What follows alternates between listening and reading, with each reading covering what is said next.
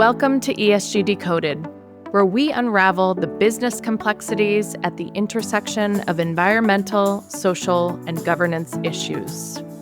I'm Erika Schiller, and I'm joined by my ClimeCo colleagues, Emma Cox and Anna Stablum. Get ready to explore the intersection of sustainability, innovation, and ethical leadership, the dynamic forces shaping our global economy. From climate action to social responsibility, we're here to decode the ESG landscape by interviewing interesting leading figures across the globe that will empower you with actionable insights. Whether you're a seasoned practitioner or just embarking on your sustainability journey, this podcast is your compass for navigating the future of responsible business practices. Let's decode ESG together.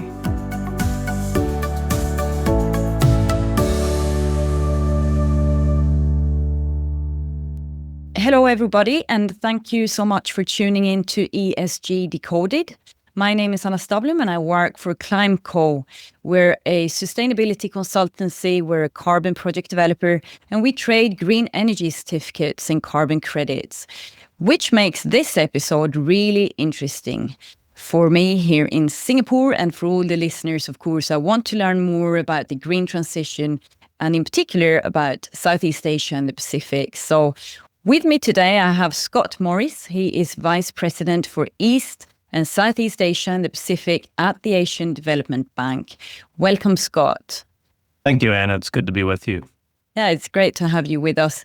We will be talking about one of the biggest challenges as well as opportunities facing Asia and the Pacific, and that is how to secure an affordable, reliable, and sustainable energy future.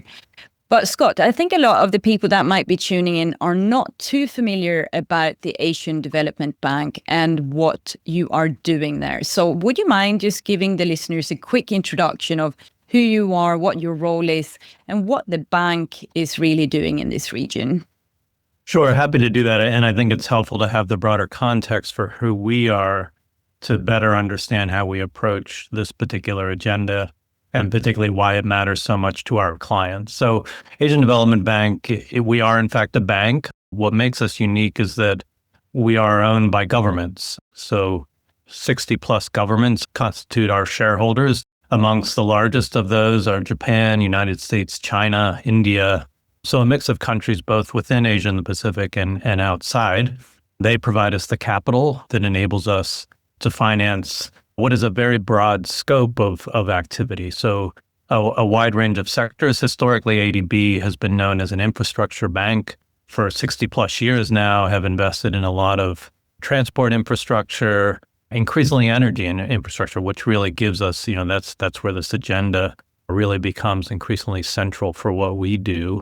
But also, a lot of other activities outside of that space, including social sector, education, health. And, part of the story for us when it comes to the climate agenda is that it touches all of these areas of engagement. It's important to understand who our clients are. Amongst our owners are all of the countries in which we operate. So if you look at, for example, the unique case of the Philippines, it's where our headquarters are. But the Philippines is also a major client of ADB. We are lending $3 to $5 billion a year in new commitments within the Philippines. Again, a lot of transport infrastructure with the imperative these days that it is climate resilient. And again, increasingly an interest from the Philippines government in focusing on energy sector and the energy transition. Now, another key category, and I think particularly relevant for your audience, are private sector actors within these same developing countries. So while we do a lot of financing with governments and are responsive to their agendas, increasingly, that also points us to finding ways to invest and partner with private sector actors, both because, particularly when we look at this agenda around energy, the sustainable models of investment and financing are going to come from private investment. And, in turn, recognizing that there are real fiscal limitations on what governments can do. So they are looking for models of investment, purely private or public-private partnerships. This is a growing part of our agenda as a development bank, is both providing that direct investment ourselves, but also advisory services that help governments create these kind of structures that bring the private sector in. So that's broadly who we are and how we operate. Again, mostly a lender. There are some exceptions to that, and you've already noted the Pacific region as one of our areas of operation. And for many of those countries, they are very small economies, lower income. And, as a result, we do grant-based financing in those countries. So much more of an aid kind of function than the lending we might do in the Philippines or other countries in Southeast Asia. Right. That's really interesting. And I think that's something that we will touch on a little bit more. And of course, blended finance comes to mind when it's something that people talk about a lot, but maybe not that many people actually understand exactly how it works. So that's something that I would love to understand a little bit more. Lastly, I want to just ask, so what is your role, Scott, at the bank? So as you noted, I'm a vice president for operations in East Asia, Southeast Asia, and Pacific. Essentially, that is an oversight function for our actual lending activities and operations across those countries. We are structured around the activities that I and my team engage in, which is primarily client-facing. How do we manage our relationships with government? How do we reflect their priorities in putting together our portfolios? But then we also have, critically, we have sector specialists and experts. And, so that's another key function that resides within the institution, a robust transport, energy sector, and again, including in other areas and social sectors. But my primary responsibility, again, is to be client-facing and always ensuring that the agenda that we are setting, including, broad strategy over many years, is actually responding to client demand. And that's really, I will say that's particularly critical as we think again about this agenda, is that we are in no position as an institution to impose priorities on our clients. You have to respond. And the very reason we have a robust and growing agenda around energy transition is because it's a function of the demand of the governments and private sector actors in the region. Makes sense. So you have a very broad mandate as a bank. It seems you're covering a lot of topics, but like you said, I think sustainability is kind of forming part now of most of these topics, health and transportation, infrastructure. But of course, today we're going to focus a lot on the green transition. And Southeast Asia, as you know, is a pretty unique area of the world. And perhaps for some of our listeners are not so familiar with this region, we have a very young population with the median age is just 31 years. We have an incredible economic growth. I think a lot of the countries, at least where I'm from, would be very jealous of having this type of economic growth at around 4 to 5% or 4.5% over the past 5 years. And of course, with that, energy demand is expected to go through the roof. So the region that we will focus on is Thailand, Indonesia, the Philippines, Vietnam, and some of the countries that Scott already mentioned. And this area is really expected to be the fourth largest economy in the world by 2050, and bigger than both Japan and the European Union, because the population, of course, is growing, the economy is growing.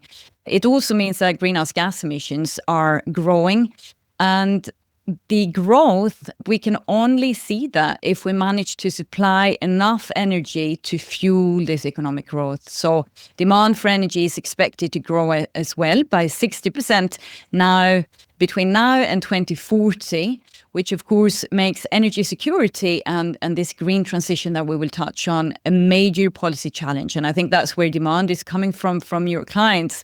Scott, they're really wondering, how can we support this growth that we're expecting, and how can we supply enough energy?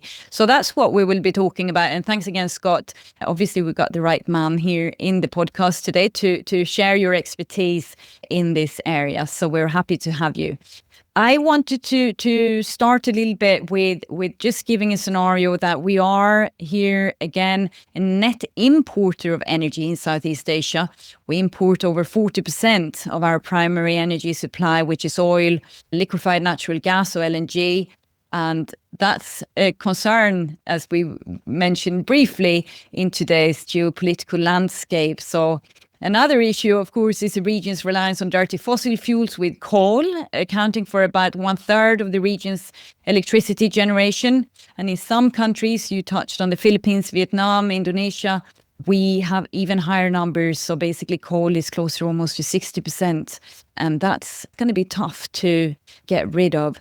The absolute number, of course, of this coal-fired electricity generation is, of course, also rising. We still haven't reached the curve. We're not bending the curve, as we talk about in the sustainability kind of language, bending the curve. And of course, there is hope as well, and there are opportunities. And this is, of course, what you're guiding your governments and state actors in, because renewable energy could supply more than 2/3 of this total energy needs if we meet these ambitious goals that basically we have set for ourselves.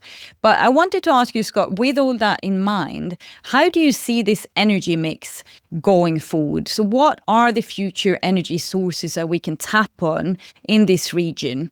Would you mind explaining a little bit where you see this going? And especially, of course, we will have to touch on coal a little bit later and how we can try and get rid of our addiction on coal-fired power plants.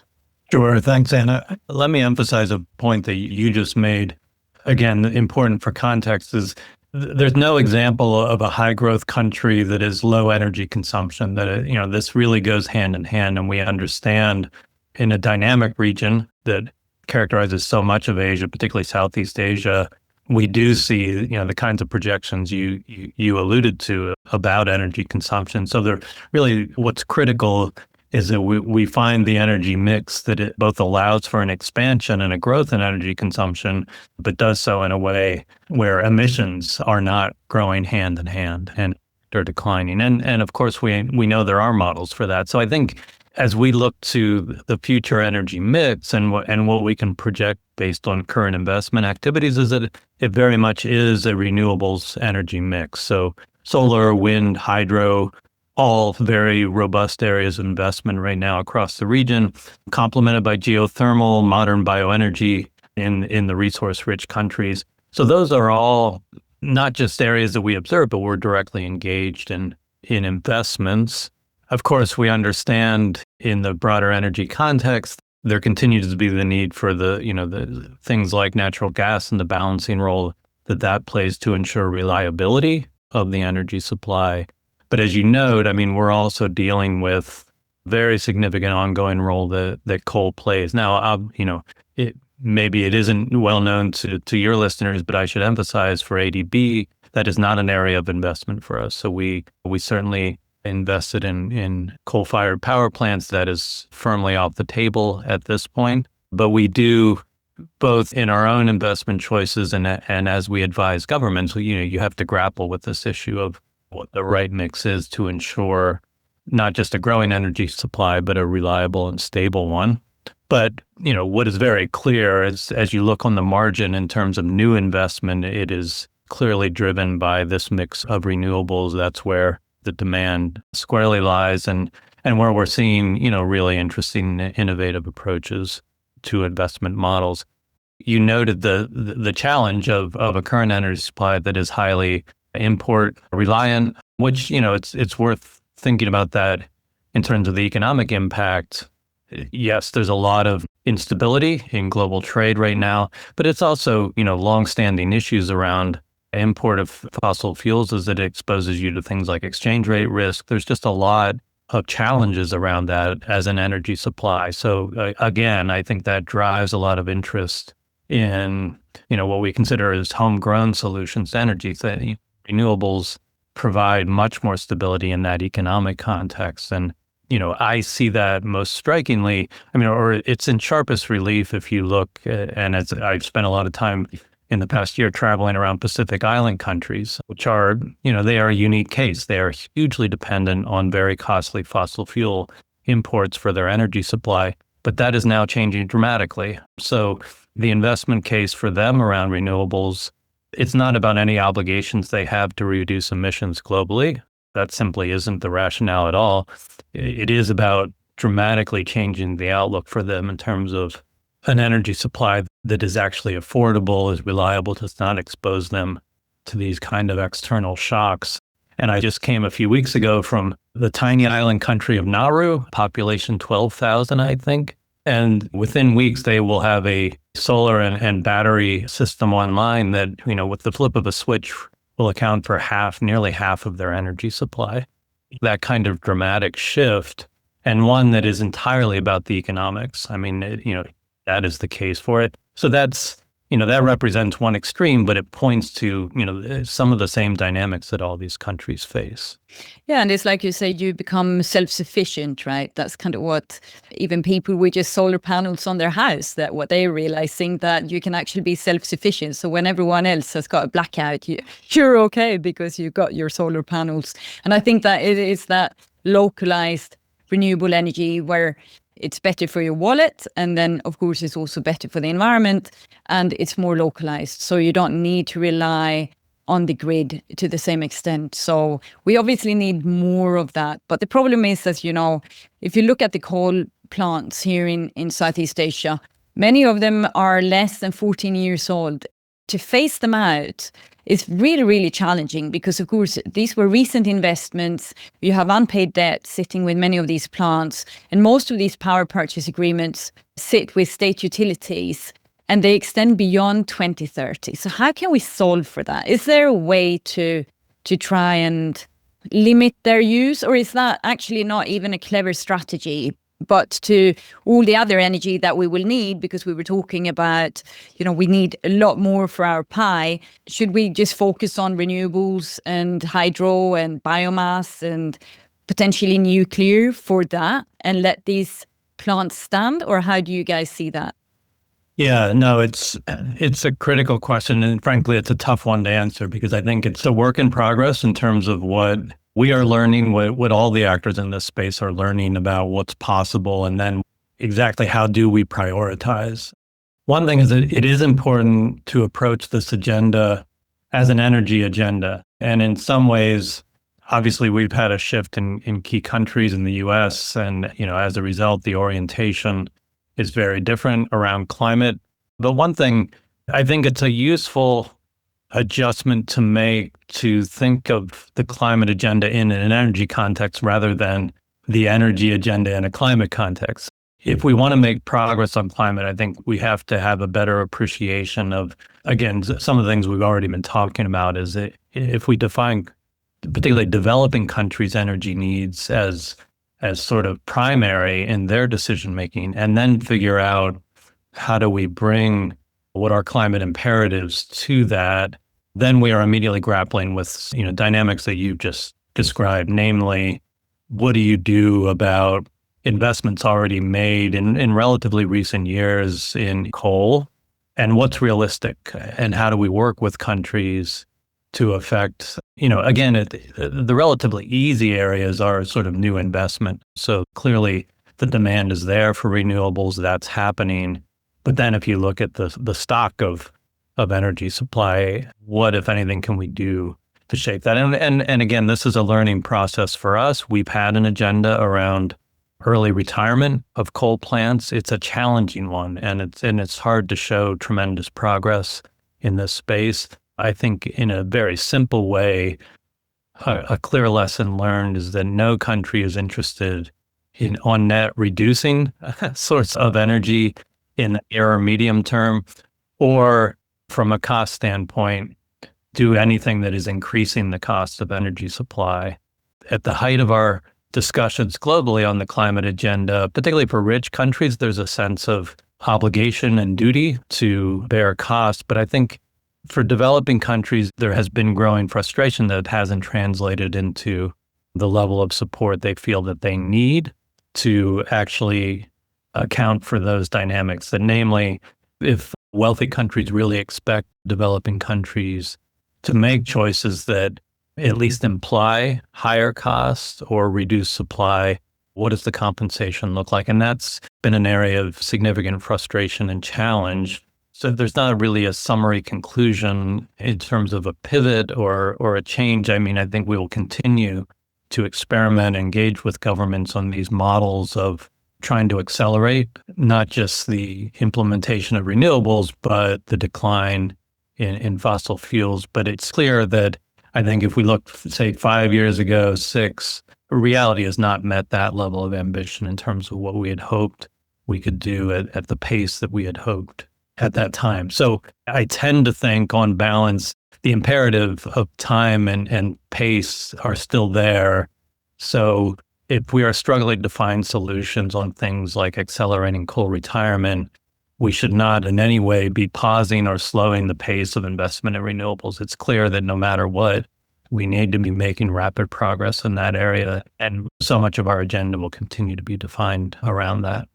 Yeah, and at least what you mentioned earlier, there are other banks as well that have stopped financing at least new coal plants. So together with ADB, there are many of the European banks, for example, that are no longer financing. So we do see a shift, but like you said, maybe not as quick as we would like to see.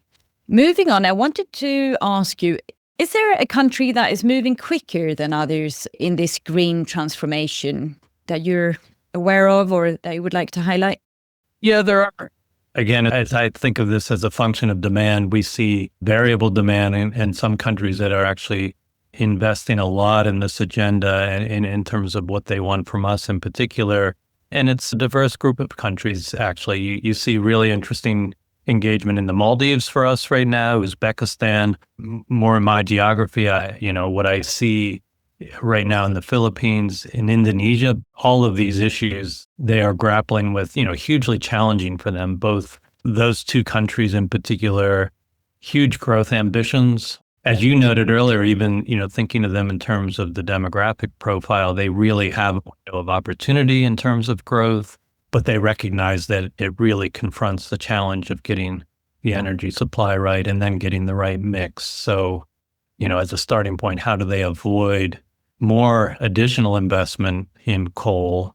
And then how do they change that mix overall? So, I think all of those stand out as, this is clearly at the forefront of the agendas of these countries. The other country, that sits in a category in its own way, it is both a member of the institution, but it is an area where we have very active engagement, is China. So, it's just a singular actor, both in the challenge in absolute terms, massive emissions, but also in so many aspects of the Chinese economy, really a model to look to. And how do you accelerate? How do you scale? I mean, you find so many of the answers, frankly, in what we see there. And in fact, a lot of our agenda, including in the energy space, increasingly is finding models, including those that we've participated in directly within China, and then deploying them in other countries in the region. And I will say, just to offer one example, anyone who's traveled to China and particularly spent time in Beijing, say over the last 20 years, and I'm a frequent traveler there, you've seen a remarkable change in air quality. And, that was the result of deliberate planning, including engagement with ADB, with the World Bank, and they really have had tremendous success. Now, a big part of that story is it goes directly to energy supply issues and changing that mix. And so there's a model for success there in the sense that one way that climate mitigation issues are made real at the local level and for politicians is air quality, because that is literally visible. You can smell it, you feel the health effects. So we do see, and particularly across Southeast agenda, more and more of the agenda, they may not want to talk about emissions and mitigation as a driver of their agendas. They will talk about air quality. And so, again, looking to China as a country, it's not to say they've solved it across the board, but they clearly have a model that has worked there and we can look to. No, and I think it is easier in the eyes of the voter as well, of course, if you're talking about health benefits, why we want to have a cleaner air and why we want to change things and move towards a greener future with renewables and other energy sources that are less polluting, of course. But yeah, China, I think that people have forgotten a little bit what kind of transition that they have already made and where they're headed, because they're clearly doing the right thing in so many ways. I mean, we are still looking to them for much, more rapid progress, because the scale of their economic growth and expansion is such that the emissions problem is still pressing. So it's not as if they've solved it, but they provide us with models. Good point to make. But they are kind of the manufacturing industry of the world. They all sit in China. So they, of course, have a lot to grapple with. It's not so easy when you have so much manufacturing going on. But still, it's interesting to see that as an example, I think. I wanted to as well touch on, of course, when I think about the Philippines and Indonesia, what really strikes me immediately is you have these islands, right? How do you connect? How do you connect an island to the next? How do you transmit all this energy? And I think that takes us to the next kind of big issue in this region. And that is really about the grid and the power grid. They're all sitting in isolation. There's very limited cross-border links. And we don't really have a unified regional regulatory or market framework. How do we overcome problems with the power grid?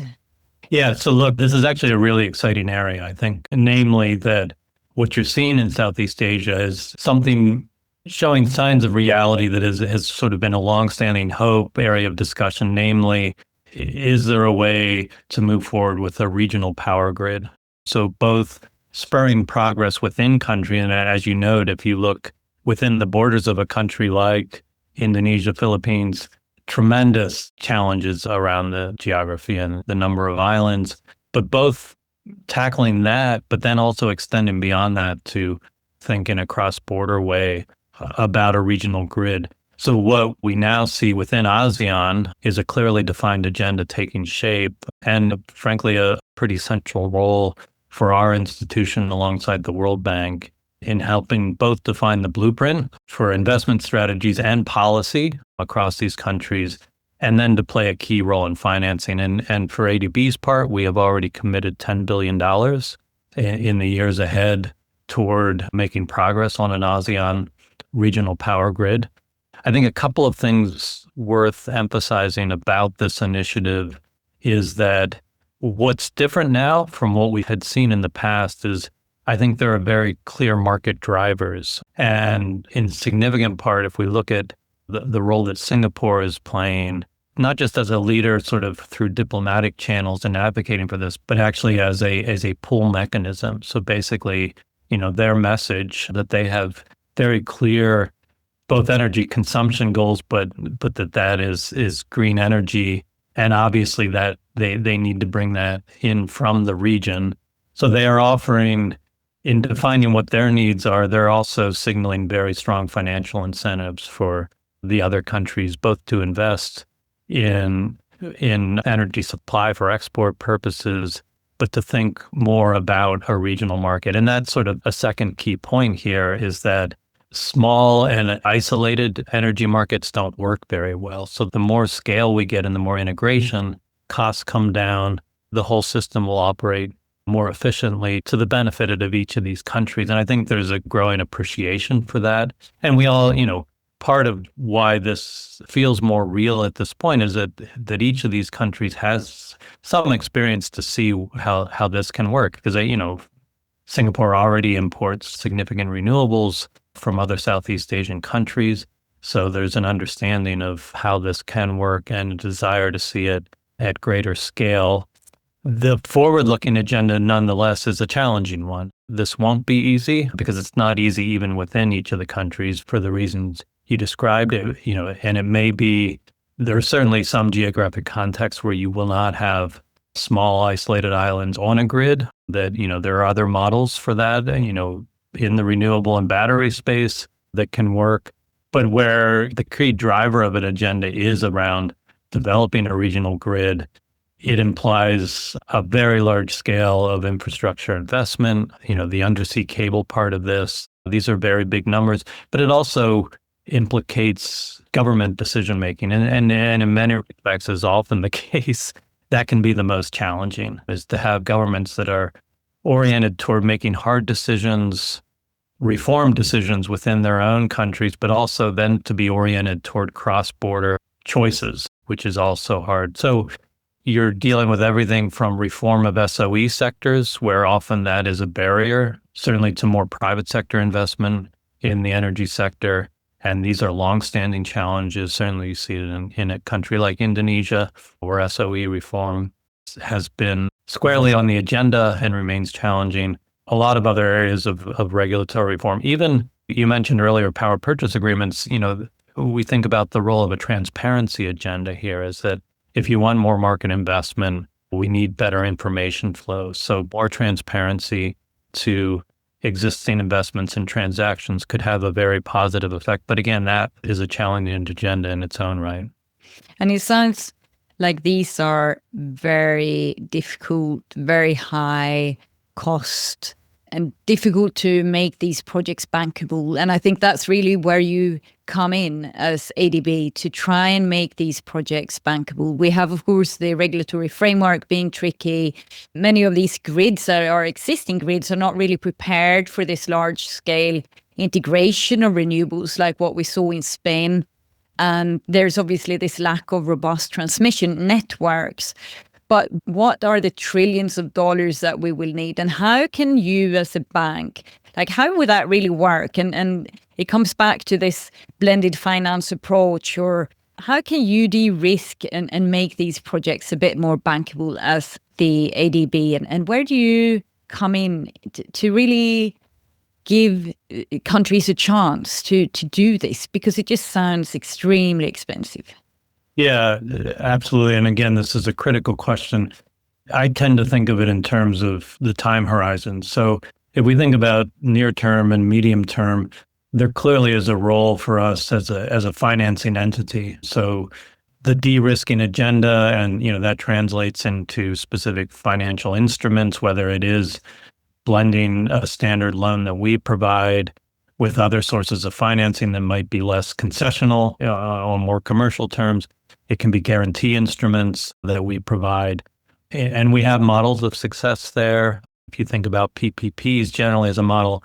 Now, I sort of define that as sort of near and medium term because frankly, you quickly reach limits of our own financing capacity if that is your only approach to this agenda. So fundamentally, as we're thinking on a longer time horizon, it's not about mitigating the risk through financial engineering. It is about addressing the underlying risk. Now, there's a technological aspect of that relates to the energy sources themselves. But again, so much of this agenda comes back to policy environment. So for commercial actors, what they will define as risk have a lot to do with the investment environment in these countries. A lot of it specifically in the energy sector, but frankly, it's just general investment environment and issues. I think the good news is this is a longstanding agenda for us as an institution. We have deep levels of engagement across these countries in key areas of reform to make the investment environment friendlier for private investors. But that's really critical because when we invoke trillions of dollars, those are private investment flows that we're talking about. And there's only so much capacity official institutions like ours have to provide subsidy. It plays a key role and will play a key role in the years ahead, and particularly demonstration effect where we can show how these investments can work. Where we hear, as we often do, private investors pointing to the need for greater certainty in the legal environment around investment, honoring of contracts, which can be a challenge. I mentioned earlier the ways in which SOEs may be crowding out private investment or foreign direct investment. So state-owned enterprises, correct? That's right. State-owned enterprises, which create real challenges for the fiscal environment, and these can be entities that are not always well run, maybe operating with significant losses. So all of these areas, really need attention in their own right, and ultimately, that will point to a sustainable model of private investment in things like building out the grid. Now, the other thing I would say, going back specifically to the ASEAN power grid, and particularly the sequencing of this, I think what you'll see from ADB, and again, alongside institutions like the World Bank, is there's a lot of need in the near term in the next few years for technical assistance in, relative dollar terms, small investments in scoping out investment plans. And that's what, the private actors are looking for, what are our targets? What can we invest in? So building up that pipeline, project preparation, that's so much of what ADB engages in, across our sectors. And so we clearly see the need in thinking about the power grid in the next few years. That's a lot of where our focus will be. No, it's interesting that. Could I ask you, of course, as a carbon player and a trader of clean energy certificates, do you think these can play a role in financing? I can imagine that maybe it's not the trillions of dollars that we will need, but do you see a role for these certificates? And do you think that more could be done to help companies use these in their road on their sustainability road and maybe to net zero or a low carbon future?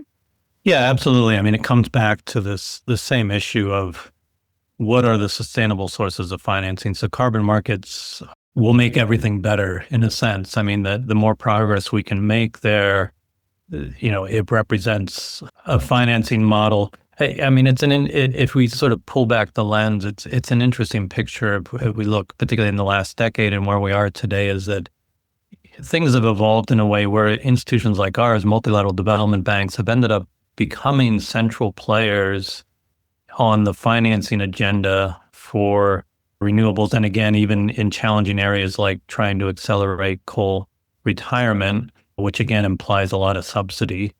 We've ended up playing this role. There's a rationale for it, and we are stepping up, but it's almost a default for the lack of other options. So the lack of adequate progress on carbon markets, the deep fiscal constraints that developing country governments face, but there are limits to what we can do.